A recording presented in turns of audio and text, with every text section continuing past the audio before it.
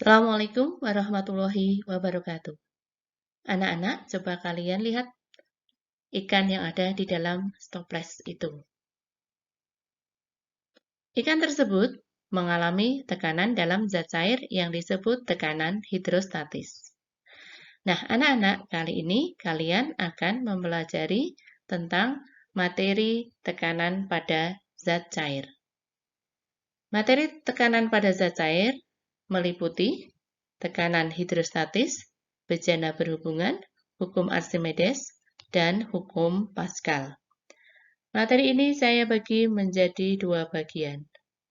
Sekarang, kalian akan mempelajari tekanan zat cair bagian yang pertama.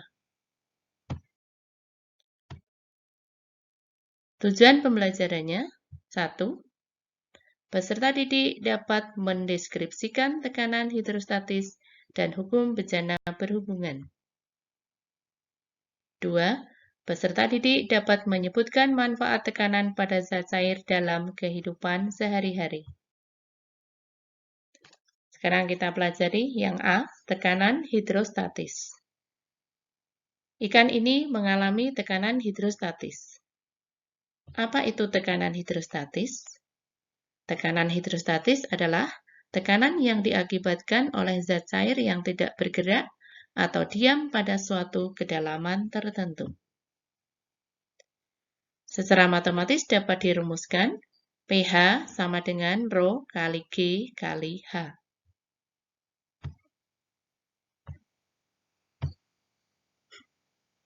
Keterangannya, pH sama dengan tekanan hidrostatis. Satuannya Newton per meter persegi. Rho itu adalah massa jenis zat cair. Satuannya kilogram per meter kubik. G adalah percepatan gravitasi. Satuannya meter per sekon kuadrat. H adalah kedalaman zat cair. Satuannya meter.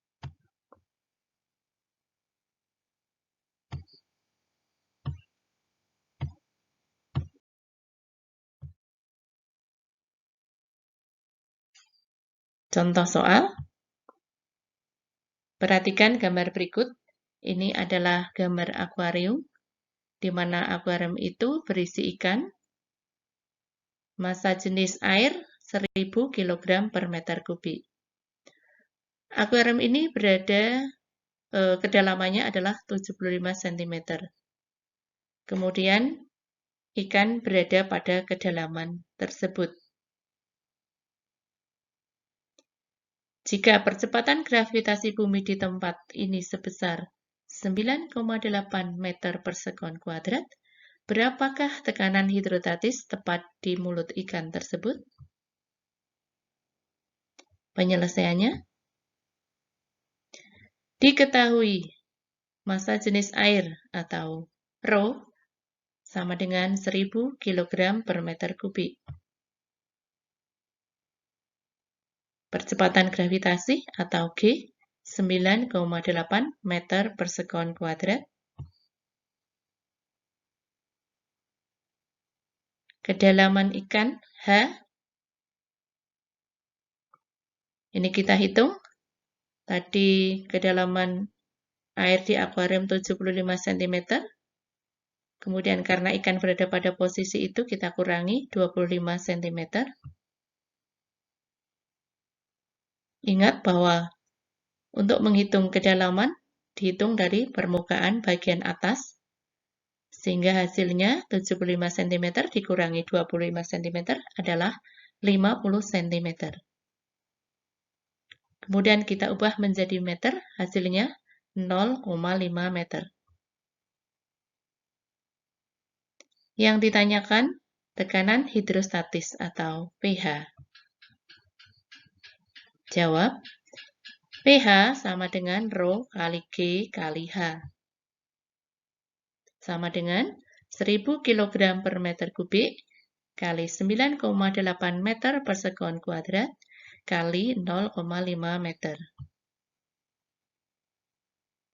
Hasilnya 4.900 Newton per meter persegi. Jadi, ikan tadi mengalami tekanan hidrostatis sebesar 4.900 Newton per meter persegi.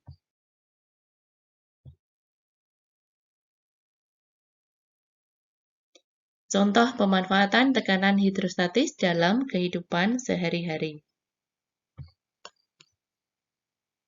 Ketika membangun bendungan, bagian bawah bendungan dibuat lebih tebal daripada bagian atas. Hal ini bertujuan agar dasar bangunan atau bendungan mampu menahan tekanan air yang besar, sehingga tidak mudah rusak. Contoh yang berikutnya, pemasangan infus diletakkan di tempat tinggi agar gaya gravitasi membantu infus masuk ke dalam tubuh yang memiliki tekanan hidrostatis dalam darah. Nah, kalian bisa mencari contoh-contoh yang lainnya dalam kehidupan sehari-hari. Sekarang yang B, bejana berhubungan. Kalian perhatikan, ini adalah gambar bejana berhubungan. Bejana ini diisi oleh zat cair yang sama. Dan kalian perhatikan bahwa antara bejana yang satu dengan yang lainnya membentuk permukaan yang datar atau rata. Apa itu bejana berhubungan? Bejana berhubungan adalah benda berongga yang berhubungan satu dengan yang lainnya dan dapat diisi cairan.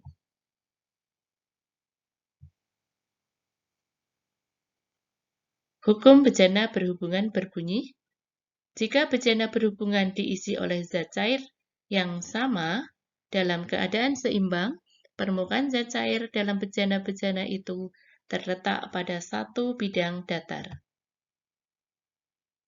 Hukum bejana berhubungan tidak berlaku jika 1. Tekanan di atas bejana tidak sama atau jika salah satu bejananya ditutup. 2. Diisi dua jenis atau lebih zat cair. 3. Digoyang-goyangkan. 4. Salah satu bejana merupakan pipa kapiler. Sekarang, contoh pemanfaatan bejana berhubungan dalam kehidupan sehari-hari. Ini kalian lihat. Ini adalah teko yang diisi air pada bagian badan tekonya. Kemudian, airnya sampai pada bagian mulut teko. Kalau kita isi air terus, sampai penuh, maka air akan tumpah melalui bagian mulut teko. Karena apa? Karena pada bagian badan teko dan mulut teko ini airnya membentuk permukaan yang rata. Jadi air minum di dalam teko ketinggiannya sama pada badan teko dan pada mulut tekonya. Kemudian yang berikutnya adalah penggunaan water pass oleh tukang bangunan untuk mengukur ketinggian dua bagian bangunan agar memiliki ketinggian yang sama. Masih banyak lagi contoh-contoh yang lain, kalian bisa mencarinya dalam kehidupan sehari-hari.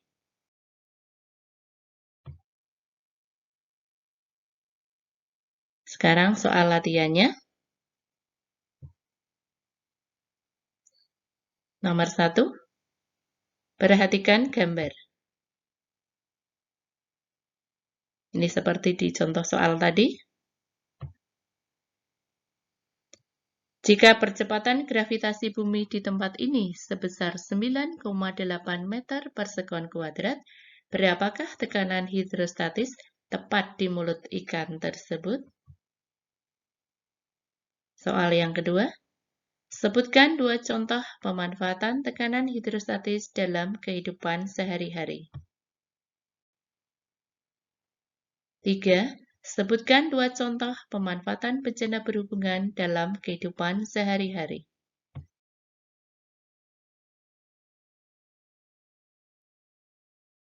Demikian materi kali ini. Terima kasih. Selamat belajar. Assalamualaikum warahmatullahi wabarakatuh.